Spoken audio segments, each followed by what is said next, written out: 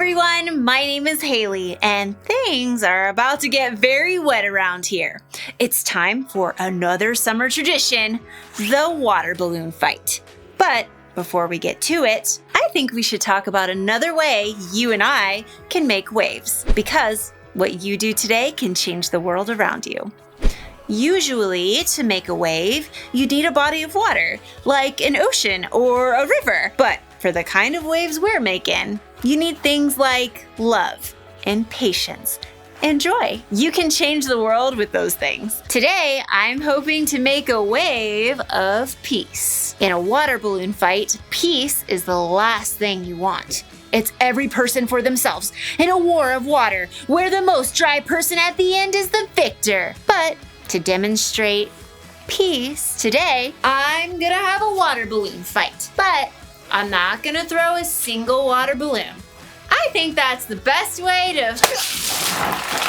hold on! I was not ready! I wanted to say something first. Okay, if I'm going to demonstrate peace, I have to be... This is not funny, people. I have some serious things to say about peace. So please, stop! Oh. Who threw that? Who threw that? Who threw it?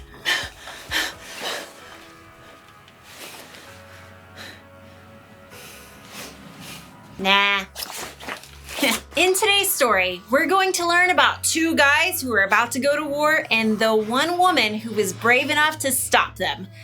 So, let's take a break from the water balloon throwing until we get back.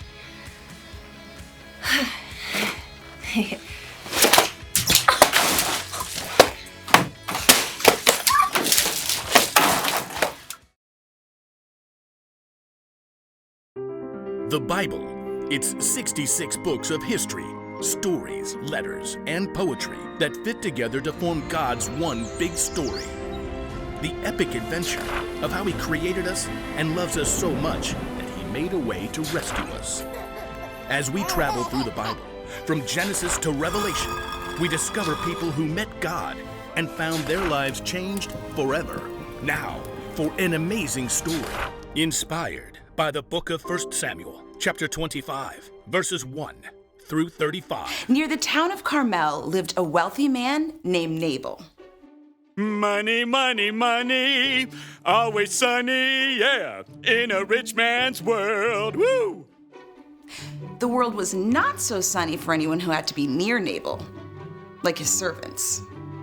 Our boss's picture is right here in the dictionary beside foolish person. See?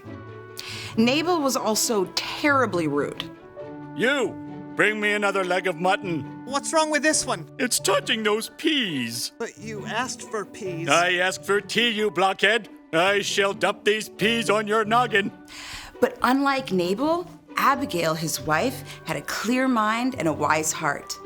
She kept a close eye on her husband's estate and did her best to keep him from destroying their lives with his quick temper. Tell me, how was the flock this season? Have we lost any sheep to raiders? Not a one, my lady. But last season our sheep were attacked by robbers a dozen times. We've had protection. Protection? How? David and his men have been camping nearby. As long as they've stayed near our flocks, they've kept us and the sheep from any harm. Very good.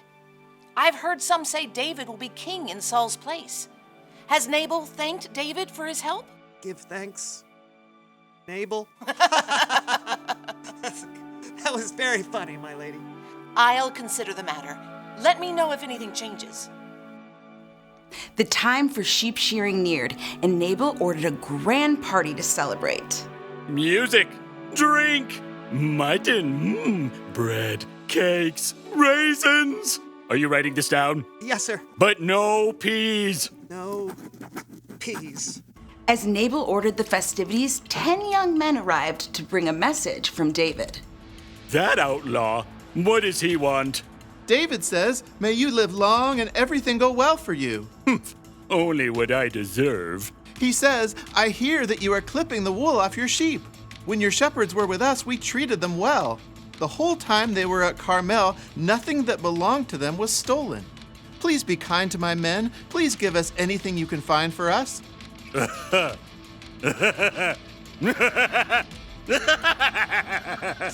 So, yes? Who is this David?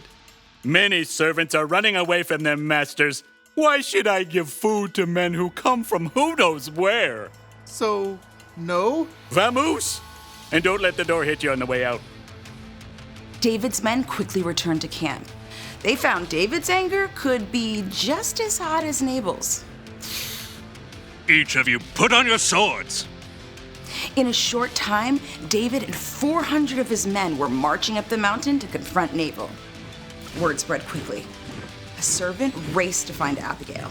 David sent messengers to Nabal and asked for a share of food, but Nabal was rude and shouted at them. You must do something or terrible trouble will come. Abigail didn't panic.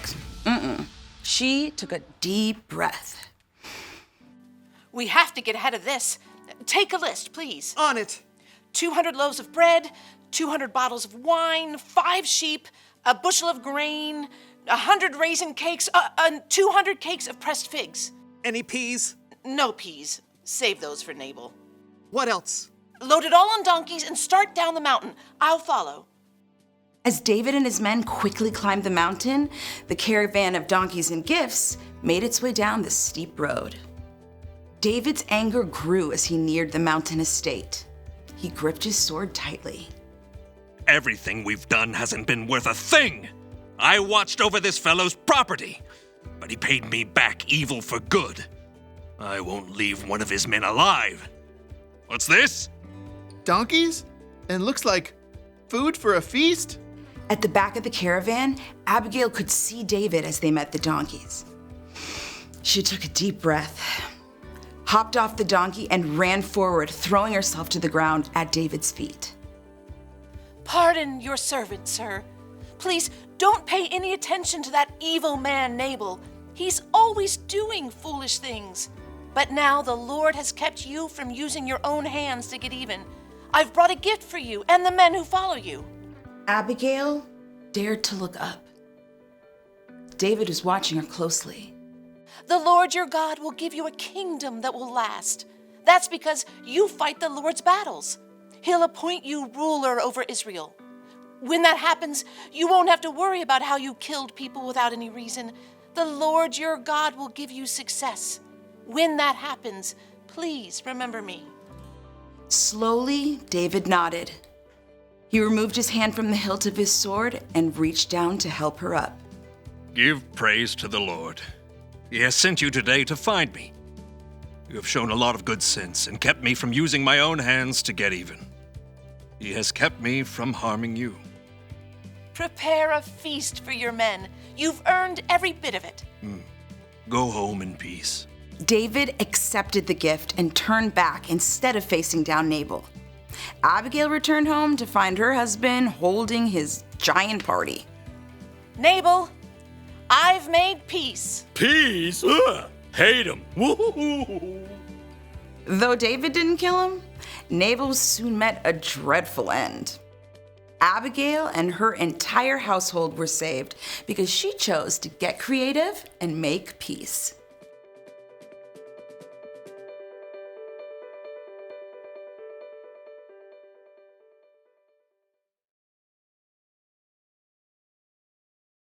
David was angry, right? So angry, he was ready to go to war with Nabal. He wanted revenge. It's a good thing Abigail stepped in when she did. She made what could have been a really bad situation better by helping David see things in a different way. Abigail helped make peace. Now, there are 3 types of people in this story, and chances are you're gonna be like every one of them in your life. You could be like Nabal, who says or does something that makes someone mad.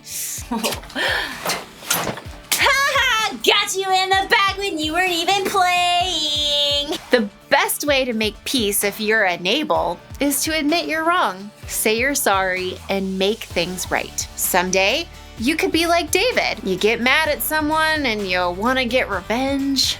Oh! Throw that! If you're like David and you want to make peace, sometimes it helps to think about the consequences of your anger. What will happen if I lose my temper? What will happen if I get revenge? And then there's Abigail, the peacemaker. When you're like her, it means you're standing outside of someone else's fight and you can see a way to make peace. Hey, you two are supposed to be friends. Now, hand them over, hand them over. Thank you. Warren, hand it. Oh, peacemakers can help others see their situations in different ways. They can stop arguments and fights before they get way out of control. Water balloon fights are one thing. They're supposed to be fun. But other fights can hurt feelings, damage relationships, or even worse. So be an Abigail and make a wave of peace. The one thing to remember today is this: you can help others make peace. If this doesn't come naturally to you, that's okay. Ask God for help. And remember, when you believe in Jesus, the Holy Spirit living inside of you can also help you make peace. Well, now it's time for the actual water balloon fight. So, I'll see you next time. Well, I guess we used up all the balloons. Nope.